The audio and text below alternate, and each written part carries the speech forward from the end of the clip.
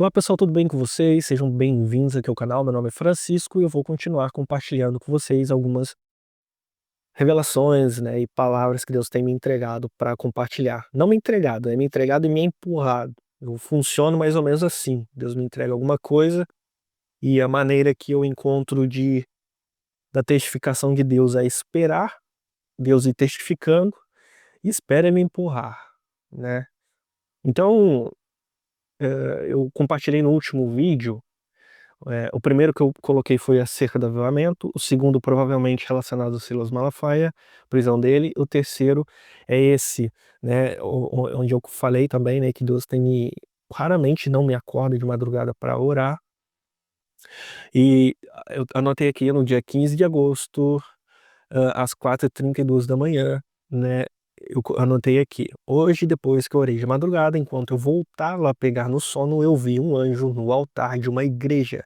Ele estava com calça preta, camisa de gola V grande e tinha asas cinzas. De repente, suas asas eram retiradas. Elas saíram como se tivessem sido incineradas. E eu esperei, aguardei, né, para que Deus me desse uma direção acerca disso. Hoje é domingo, né, depois de um culto, acabei de chegar do culto tem mais ou menos 1 hora, eu estou gravando esse vídeo, hoje é domingo, 17 de agosto, meio-dia e 32, e eu venho aqui, né, empurrado, direcionado por Deus para compartilhar isso. E Deus me falou, né, eu vou ver se eu crio depois, pela inteligência artificial, a imagem desta visão, onde eu via, né, um anjo com uma roupa preta, uma calça preta, sobre o altar de uma igreja. Ele estava com a camisa preta, em V, né, aquelas camisas de gola V, e ele tinha asas mais ou menos cinzas que começaram a se esfarelar, como se estivessem sendo incineradas.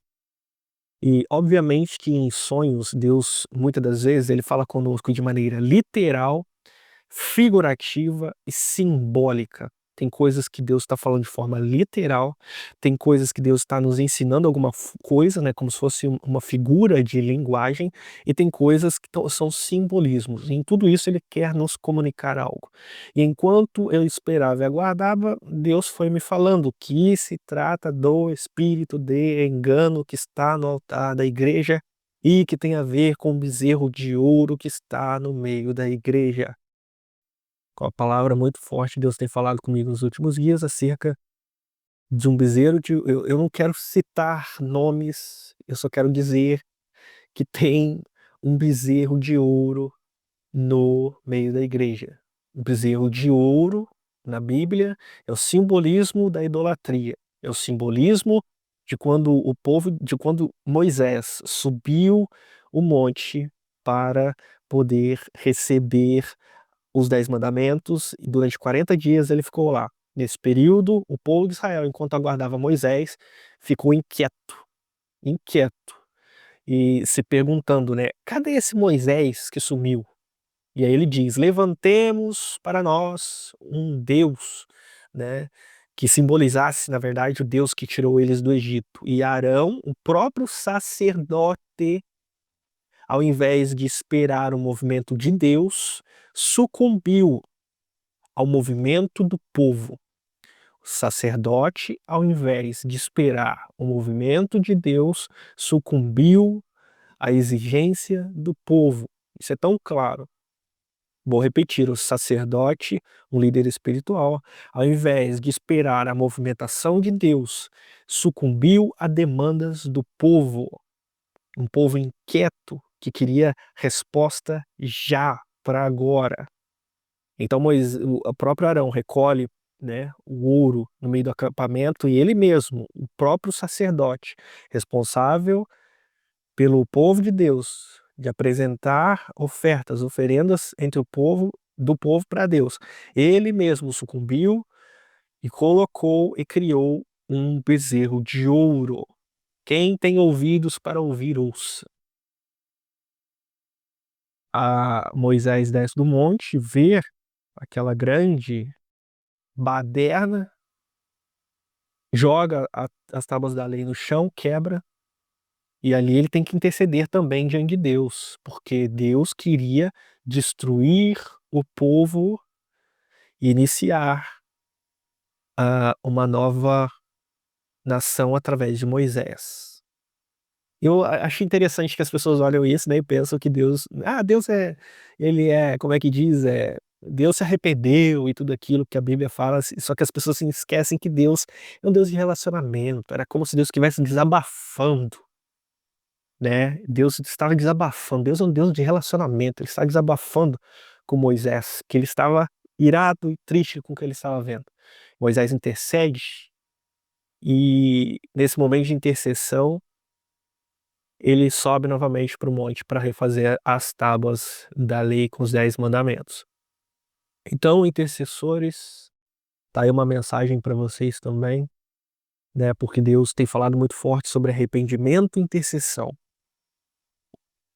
A igreja permitiu, por causa da sua inquietação, a igreja brasileira permitiu, por ser uma igreja inchada, uma igreja que pensa estar rica e abastada, por causa da sua inquietação em querer participar de certos movimentos da sociedade, esqueceu de que quem direciona ela é Cristo mediante o Espírito Santo. Eu não quero generalizar, mas eu preciso falar o que Deus tem colocado em mim. E por causa dessa inquietação, ela permitiu e ela levantou, assim como muitos sacerdotes, assim como Arão, criaram, porque tem ouro no arraial, tem ouro no arraial, então vamos juntar o ouro, vamos juntar as riquezas e criar um bezerro de ouro. E criar um bezerro de ouro que vai, né, que nos tirou do Egito, ou que vai nos tirar do Egito. E se esqueceram que quem deve ser consultado é Deus. E falsos profetas não faltaram para ajudar no levantamento desse bezerro de ouro, porque você vê que o próprio Arão, o sacerdote, o líder, né, religioso, assim, por dizer, daquele povo que foi liberto do Egito, estava em construção, criou o bezerro de ouro. Criou o bezerro de ouro. E isso foi graças a um grande espírito de engano, uma potestade poderosíssima de engano que se filtrou no meio da igreja. E a igreja, iludibriada pelo ouro, pelo poder, pelo status, pela riqueza, alimentou isso. Mas Deus disse: chega, basta, porque o meu cronograma tem que se cumprir. Graças à misericórdia de Deus, que ainda tem um cronograma para essa nação, tem um avivamento para essa nação, ele disse: chega, ele disse: basta, e ele diz: arrependam-se. Então, nessa visão, ela se trata do espírito de engano que está sendo incinerado, retirado do altar da igreja. E mediante um espírito de arrependimento da igreja, de arrependimento, de um coração quebrantado e contrito, esse espírito também vai ser retirado do meio da igreja. E se a igreja não for com esse espírito de arrependimento diante de Deus, para que esse espírito continue sendo removido, né? Deus vai remover e Deus vai levar a igreja para este tempo de quebrantamento, de arrependimento, e é melhor a gente se humilhar. É melhor com que nós venhamos nos humilhar. É melhor nós nos humilharmos, porque quando Deus nos leva a esse período, ele só para quando nós estamos lá. Então, um alerta para a igreja, por favor, em nome de Jesus, se arrependa. Se arrependa. Você não precisa acreditar em mim, meu irmão. Você só precisa abrir os seus olhos espirituais e correr para Jesus e perguntar: Jesus, esse cara aí que tá falando, ele tá certo ou ele tá errado? Isso é do Senhor ou é da cabeça dele? Né? Eu me abro para isso. Eu me coloco aqui, em nome de Jesus, Senhor. Se eu estou errado, me mostra também. Porque Deus sabe que eu não queria estar aqui falando isso. Mas Deus nos empurra. Então, em nome de Jesus, arrependam-se. Arrependam-se. Deus está removendo o espírito de engano do meio da igreja, uma grande potestade do meio da igreja. E se a igreja não quiser participar e nem enxergar isso, Deus vai fazer e Deus vai mostrar. E não confundam depois as coisas.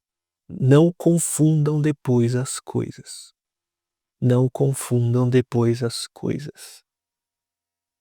Amém?